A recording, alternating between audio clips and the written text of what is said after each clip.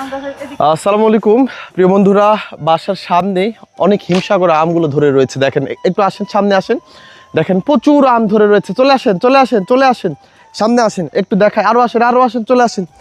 একটা গাছ পাকা আম আমরা পেয়েছি। চলে আসেন। একটা গাছ পাকা আম নামাবো, একেবারে লাল টকটকে করছে, পুরো মিষ্টি। চলে আসেন, আরও চলে আসেন। যদিও হাতও পাবো কিনা বলতে পারছি না এই লগি দিয়ে, তবে ইনশাল্লাহ হাতও পাওয়া যাচ্ছে না।